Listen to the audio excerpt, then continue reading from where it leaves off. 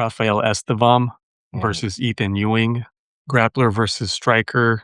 Ethyn Ewing taking that all the hype from his last fight, coming on 48 hours notice against Malcolm Wellmaker, who's I feel like the new version of a type of Vinicius Rivera Wow. finisher. But yeah, I mean, at first I thought Ethyn Ewing was going to come in as like an underdog, but right now he's a favorite. And Estevam, he's coming from flyweight 125. He's been kind of a weight bully at that weight class. So his wins at 125, I feel like I don't know how serious I can take that, even though he has been like a Charles Johnson, who's not a bad win. And Felipe's, I think he showed some dominance in that fight with his grappling. But going up a division with these bigger guys, I don't know if he'll have that weight bully grappling edge, so to speak, against Ethyn Ewing, who has a history of I think some collegiate wrestling. I think he has in his back pocket, and I really like his output and his volume and the angles that he cuts within his striking. I feel like the further down the line in this fight, as we've seen Esteban kind of fizzle out in terms of the gas tank as the fight goes on, I think Ewan can really put it on him down the stretch in the second and third round and maybe even find a finish. But I'm on Ewing on this one. Yeah, those are my thoughts for this fight. Yeah, I think that's definitely gonna be a fun one too. Definitely potential to be fight of the night, depending on how it goes. In these cases, I always try to, or I like siding with the people that are like the fighters that are going up in weight. I truly believe in the concept of lighter man skill. I just think that the lighter skill classes, they just have the most skill, and the more they go up, it just expose some of these guys who are like a little slower or like they're just not as skilled. Now, having said that, flyweight to bantamweight, there are a few factors that I think I have to consider when it comes to this fight in particular, and Estefan going up into weight. Flyweight to bantamweight, I think those 135ers are still really skilled. That's the thing. Like I think it's more drastic if it's like going from like lightweight to welterweight, or like that 15-pound difference, right? Or like a middleweight to light heavyweight or something like that, or heavyweight or light heavyweight to heavyweight. So I think those skills are more drastic. In these lighter weight classes, I mean, it's 10 pounds. The 135 class is just very skilled. Like it's always been a very skilled weight class just across all fighting in the UFC in particular. You see a lot of good people in that weight class. I think that that's one thing to consider where, maybe the jump up for Esteban isn't going to be as good.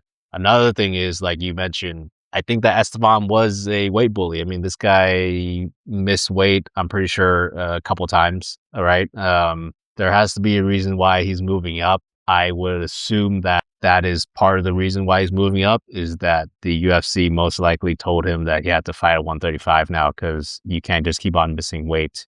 That's just, that's not reliable to the company. So I think he has to probably move up to fulfill, his contract and all those things. And so that tells me that this is just my lean, but I'm pretty sure that this wasn't his idea to do this.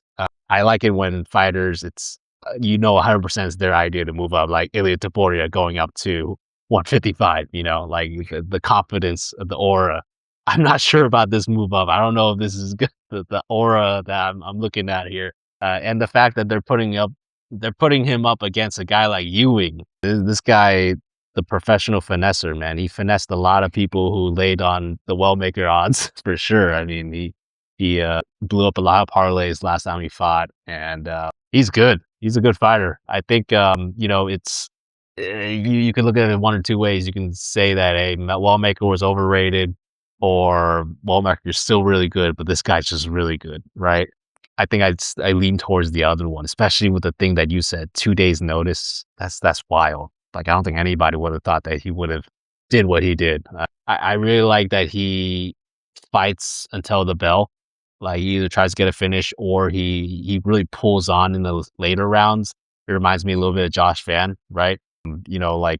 Someone who starts, not the best, I would say, but they really pick on the later rounds. And Estevam, the times that I've watched this guy, I mean, He has a great pace in terms of grappling. It reminds me of kind of like a Gamrot, right? One of those like just chain wrestlers that he's probably not as technical as Gamrot, but he just tries and he uses that weight bully stuff. But man, going up to 135, I think his cardio will be better.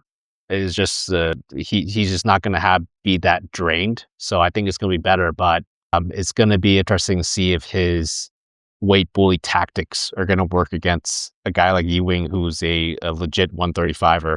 You know, is it going to work in later rounds as the rounds progress? So I'm on the Ewing side as well.